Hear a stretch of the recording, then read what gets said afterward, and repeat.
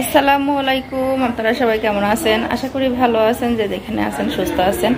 আলহামদুলিল্লাহ, আপনাদের দোয়ায় আল্লাহ তাআলার অশেষ রহমতে আমরা বাড়িতে সবাই খুবই ভালো আছি। তো সবাইকে জানাই ঈদ মোবারক। তো পিছনে হলো সামিরা চলে আসছিল। তো এই তো আজকে সারাদিনের যা টুকিটাকি কাজকর্মগুলো সেগুলো আপনাদের সঙ্গে শেয়ার করব। আসো। তো এই যে তানভীর রেডি হয়ে গেছে, ও দাদাও রেডি হয়ে গেছে। তো দাদার সঙ্গে আগে তানভীর যাচ্ছে আর ওর বাবা হলো রেডি হচ্ছে। তো যাবে ও যেখানেই যাক, আগে দাদা ছাড়া কিছুই বোঝে না।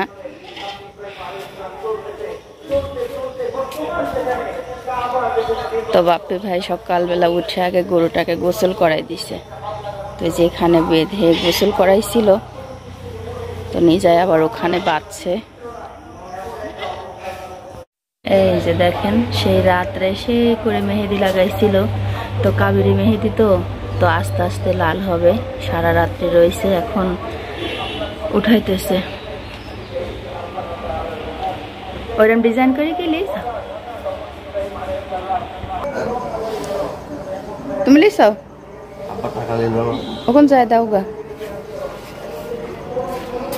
তো আজকে আপনাদের ভাইয়া হলো লেট হয়ে গেছে, সবাই চলে গেছে। ওর আজকে কাল থেকে শরীরটা খারাপ, গার মধ্যে জ্বর উঠতে একটু দেরি হয়ে গেছে।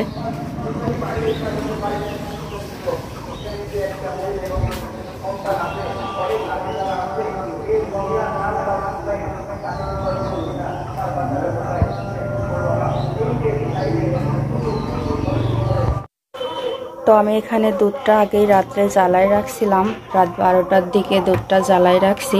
তো এই যে দেখেন অনেক সুন্দর কিন্তু সর পড়ে আছে। তো দুধটা আবারও জ্বালাবো। তো জ্বালায় যখন ঘন হবে তখন সেমাই রান্না করব। তো আপনাদের ভাইয়ারা চলে গেছে নামাজে। তো কোরবানির ঈদে সব কোরবানি না হওয়া পর্যন্ত খায় না, এই জন্য এবার অত সকালবেলা রাধারও অত নাই। তো আস্তে আস্তেই সব রান্নাটা করব। তো ওই যে 2 রকমের সেমাই রান্না করে ফেলছি এখানে। তো এটা হলো লাচ্চা সেমাই, আর এখানে আছে পাঁচতারা সেমাই। তো এই যে রান্না করে ফেলছি। তো এখন রুটিটা বানাবো, তারপরে বাদ বাকি কাজগুলো করব।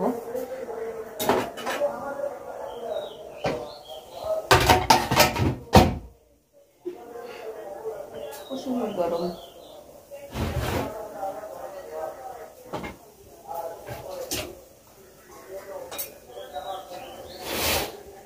আসলে জায়গাটা এখানে কম, তো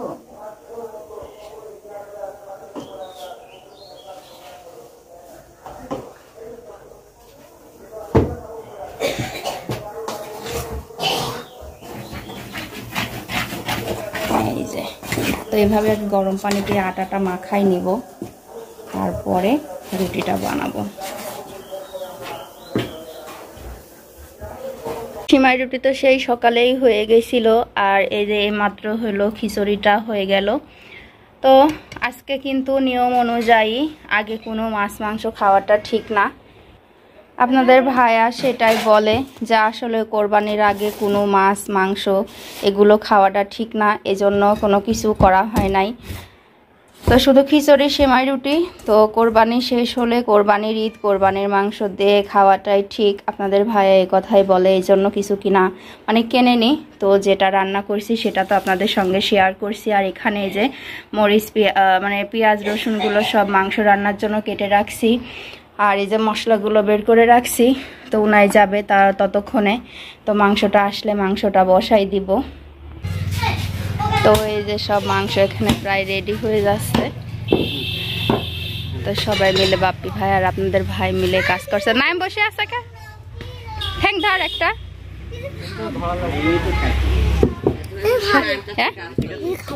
না ও পাখি রেডি পাইছিল না, ফুলকে পাইছিল না। লিপস্টিক লিয়া সুন্দর লাগবেন। হ্যালো যে পানি যে খাবে খাও, চেয়ার নিয়ে বসো। প্রতিদিন লাগাম তো নানা হয়ে গেলাম। আমার তো আর মনে করতে এসব ভালো বয়স হয়ে গেল না না হয় আমার তো এখন ঘুরে বেড়ানি রেডি করো সাথে মাথায় দিন না না লাগতে ঘুরবি মাথাটা পরে তাহলে এবার দাড়ি রাখতে হবে ভাই। হ্যাঁ শিওর না না হ্যাঁ যখন গেছে ও এবার সমাজের কাজ এখানে হচ্ছে।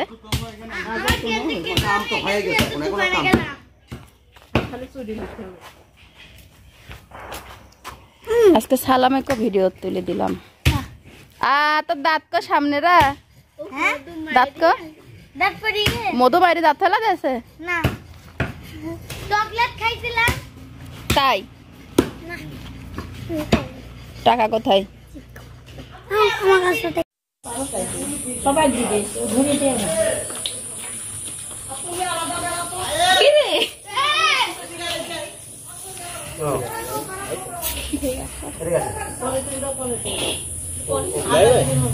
কত কষ্ট তো করতে পারবো পলিথিন আবার ঢোকা দিতে হবে মানে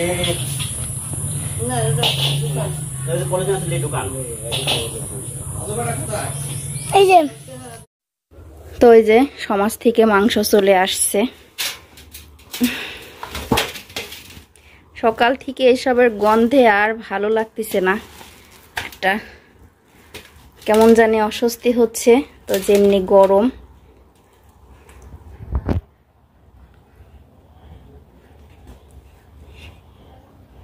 এই যে মাংস, তো এখান থেকে এখন মাংসগুলো কাটাকাটি করব, তারপরে রান্নার জন্য চাপাই দিব। আসলে এটা কিন্তু অনেক একটা ধৈর্যের ব্যাপার। আসলে ঈদ বলে কি অনেকে কিন্তু সকাল থেকে মাছ মাংস রান্না করে করে খাচ্ছে, আর আপনাদের ভাইয়ের কথা যে যেটা নিয়ম সেটা করতেই হবে। আসলে এটা অনেকটা ধৈর্য। তো যে মাংসটা রান্না করার জন্য কিন্তু সব কেটে ধুয়ে পরিষ্কার করে বেছে নিয়েছি এখানে, শুধু এখন প্রেসারের মধ্যে দিয়ে দিব। তো এখন অনেকটা ক্লান্ত লাগতেছে, আর এই সময়টাতে আর আমি সময় নষ্ট করতে চাচ্ছি না। এখন চুলার পিঠে যাওয়া মানে অনেক বড় কিছু, এই জন্য আমি ও তো নাই। তো আজকের দিনে কিন্তু কারোরই সময় নাই, সব কোরবানির জন্য অনেক ঝামেলা। আর সাইমনিরা তো ছোট মানুষ, ওরাও হলো অনেকটা আর কি ঘোরাঘুরি নিয়ে ব্যস্ত আছে। তো এখন আমি প্রেসারের মধ্যে মাংসটা দিয়ে দেব। আসলে চুলায় রান্না করে মাংসটার কিন্তু স্বাদ হয় অন্যরকম, তো কিছুই করার নেই, এভাবেই আজকে রান্না করব। আর প্রেসারেও খারাপ লাগে না, ভালো লাগে। তো আমি মাংসটা এর মধ্যে উঠাই নিলাম। তো এখন সব পেঁয়াজ রসুন, তো এই যে আগে পেঁয়াজ রসুনগুলো কিন্তু সব এখানে কেটে ধুয়ে রাখছি পরিষ্কার করে, তো সবগুলো এখন দিয়ে দেব। রসুনটা বাটা আছে, এত রসুন লাগবে না, তারপরও কিছুটা এরা দিলে ভালো হয়। তো এরা মশলাটা আবার আমার না হইলে কেমন জানি লাগে। তো মাংস কিন্তু কোরবানির মাংস মানে যেমন তেমন করে রান্না করলে অনেকটা মজা লাগে, আর হইতে কিন্তু বেশি দেরিও হয় না।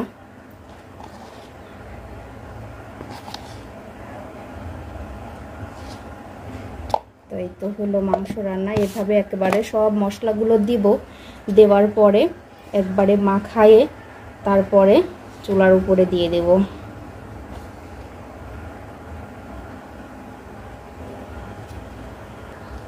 তো গোটা গোটা যে সব গুঁড়া ছিল সেগুলো দেওয়া শেষ। তো এবার বাটা মশলা দিব, পেঁয়াজ রসুন, তো সেটাও দিয়ে দিছি।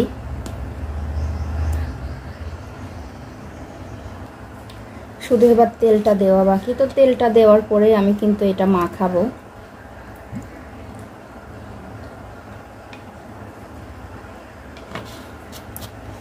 তো মাংসের তেলটাই কিন্তু মেন। আসলে তেলটা যদি ঠিকভাবে পড়ে তো সেটাই ভালো লাগে। তো এই যে মাংসের মশলাগুলো হলো মেন।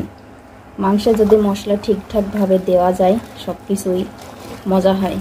তো ওকে এভাবে আগে মাখাই নিই, তারপরে চুলাই দেব। তো এই যে দেখেন, দেখতে দেখতে কিন্তু মাংসটা হয়েও গেছে, অনেক সুন্দর একটা কালার আসছে।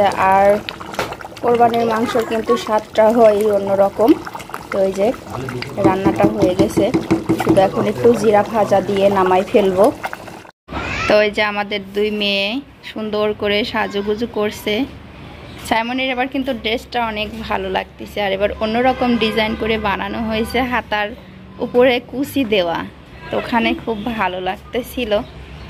তো দেখেন গরিব বাড়ির থেকে দুটা ফুটফুটি চাঁদের মতো মেয়ে বাড়াচ্ছে, হাসতে হাসতে যাচ্ছে, খুব হাসি পাইছে আমার কথাটা শুনে। তো এই যে দেখেন তানভীর হলো ঈদ বোনাসের অনেক টাকা পাইছিল, সেই টাকার থেকে এই যে এতগুলো 7 আপ মেরেন্ডা, তারপরে যেটা কি যেন স্প্রাইট নাকি আলু সব কিনে আনছে, তার সঙ্গে দেখি বাটি আইসক্রিম। দেখা দে এটি তোমার, হ্যাঁ এটি তোমার মেয়ে, এটি আমার। আচ্ছা, আসলে আমি বলছিলাম যে মেরেন্ডা আমার ভালো লাগে, তো এই জন্য নিয়ে আসছে। তার দেরি করবো না, এখন খেয়েই ফেলবো, তাই না? বা খাবো খাবো তোর না, এখন একটা খাম। আচ্ছা, যাই 60 যেন দাগ ভরে না। আচ্ছা যাও।